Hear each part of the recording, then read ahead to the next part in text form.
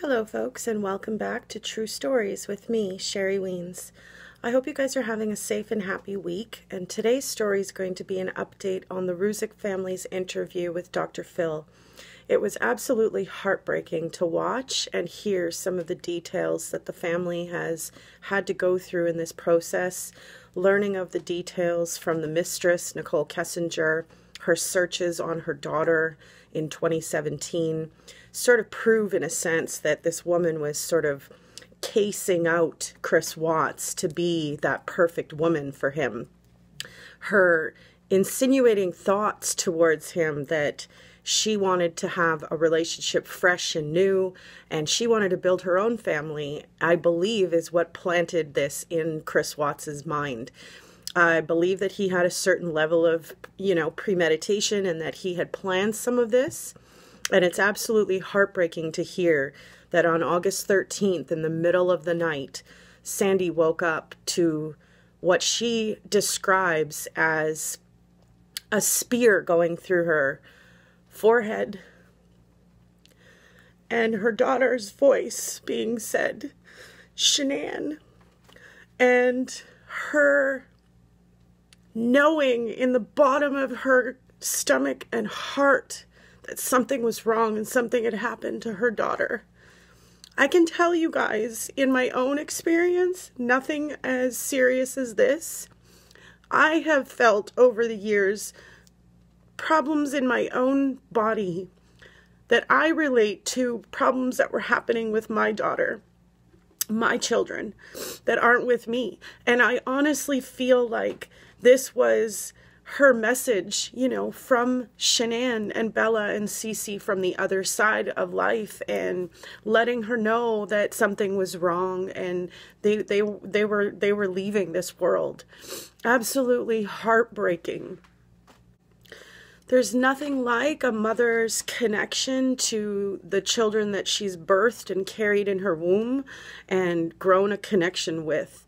It's heartbreaking to hear that the family is still dealing with evil people around the world that are sending them threatening messages and threatening to kill them, and absolutely devastating that they have to go through not only the loss of his only sister, Frankie Jr.'s only sister, and their only daughter, after having them so heinously and coldly taken out of this world. They have to deal with this world coming at them in some way. I think is shame on the people who are doing that. That's absolutely disgusting that there are people out there who find comfort and solace in creating havoc in someone else's life after such a tragedy. Like, it angers me to know that these people have to go through that on top of what they've already been through, and they shouldn't have to. I love that Sandy has a mission to hug like every person and woman out there that's missing a child and, wanting to connect using Dr. Phil's platform with all kinds of people who are in need of comfort in similar situations. I think it's honorable of them to take this opportunity and do good with it despite all the pain that's coming from it as well. In the interview, Sandy describes her encounters with Bella and CeCe in, what she describes as the afterworld effect, and that they have come to let her know that they're okay. One of the cutest details that I heard from Sandy was the fact that Bella said that she could go to Disneyland anytime she wants now. I think that's really, really, really sweet. And I honestly know that they're in a good place now. And I'm hoping that by sharing all of this, we can all come to a better place, knowing that they're happy, knowing and hearing from the people who are closest to them that they have a space that they're happy in with God, and that they're okay, is comforting in a sense to me, but heartbreaking to see. It was also interesting to hear Frankie Sr. say that had they have had some of these details of his heinous actions prior to trial, they may have decided to not go with life without parole, sorry, and that they may have decided to take up the death penalty against Chris Watts. However, Frankie Sr. was always for the death penalty, is something that I learned. And I didn't know that. I thought that the entire family was more for the life without parole in order to, you know, have him sit there and really, you know, feel the repercussions of his actions and have a lot of time to think about it. But now knowing that, you know, the way that he snuffed out their lives and made Bella not only possibly witness her mother being murdered, but also her sister being murdered. It is quite possible that Bella woke up and saw her father, you know, strangling her mother and had no idea what was going on and had asked, you know, what's wrong with mommy? And Chris Watts proceeded to just tell her she's sick and we're going to take her to the hospital. Now, we all know that that's not true, and he proceeded to put them all into the vehicle and, you know, drive for 45 minutes to the service site before he so coldly ended their lives. Bella had to witness all of that, which is just absolutely heartbreaking to hear. Another detail that seemed to find comfort for Sandy, which was really, really kind of them, was that they donated at least 90% of the home. There was a few articles that the Watts family wanted of Chris's before, you know, they sort of reneged all rights and responsibilities against anything in the house. And those items were Chris Watts's trophies from when he was younger, his jerseys, and a toolbox. And Sandy and Frankie Sr. and Frankie Jr. just proceeded to tell them to go ahead and, you know, take those items. And they then proceeded to donate 90% of the house to various charities. Now, the charities that they've chosen to support are St. Jude's Law, Missing and Exploited Children,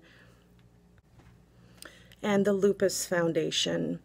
What was ultimately the worst part to hear about Sandy and Frankie's experience in the aftermath of all of this was the fact that the girls could not be cremated due to the crude oil that they were placed into, which Sandy quite clearly mentions that they didn't even have a chance to go cold. Their bodies were still warm when they were placed into that crude oil.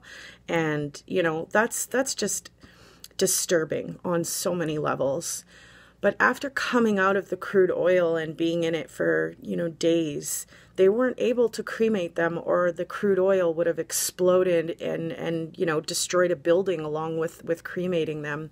So they had to be specially buried in their casket with a special seal around the casket so that none of the gases could emanate and affect the earth and the surrounding area where they've been buried. Not only that, but they also had to get signed permission from the Watts family in order to bury the three of them together, due to the rights that Chris Watts and his family had as being the you know, the opposite grandparents, the other side of the family. And I'm thankful that they did not, you know, buck any of the decisions that came from the Rzucek family for Shanann, Bella, and Celeste and Niko. But it was also really heartbreaking to hear, and equally disturbing, that the Watts family and other people seem to be stating that the baby wasn't Chris Watts's, and Sandy literally had to take the proper procedures in order to, you know, sign over rights in order to test baby Niko and, you know, match the DNA, and it was proven that the baby boy was Chris Watts's. Now, you know, many people are wondering how much involvement Nicole Kessinger had in all of this, and had she not have come around, would this have even happened? And I'd love to know your thoughts, folks. Please fill that into the comments section and tell me what you think. If Nicole Kessinger had never have come into Chris Watts' life, do you think he would have killed his family? I'm leaning towards probably not, but I would definitely be open to hearing both, you know, pros and cons of this thought, and if you agree or disagree. we can definitely debate and talk about that together here. As hard as this update was to bring to you, I personally find comfort in hearing about Sandy Rzucek's encounters with her daughter and her granddaughter, and hearing that they are okay and they've sent her a message telling her exactly that. For anybody who's ever lost anybody around the world, we can all relate to having a visit in the afterworld life from the person that we loved. And that memory and encounter tends to bring comfort as much as it's heartbreaking to let go.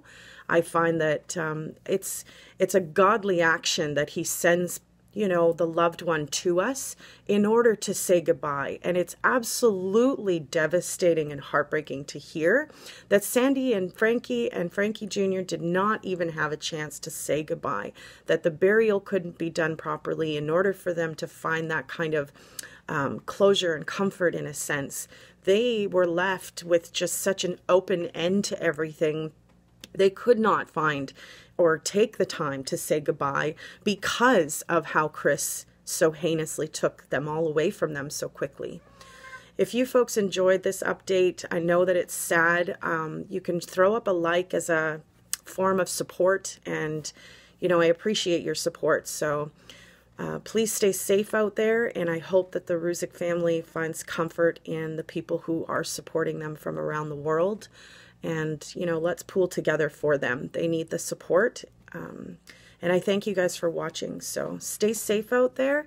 If you're new to the channel, please subscribe for more and new information about various cases that I follow. Thank you for your support, your time, and, you know, your view. I love you guys. We'll see you again soon for another true story with me, Sherry Wiens. Bye for now.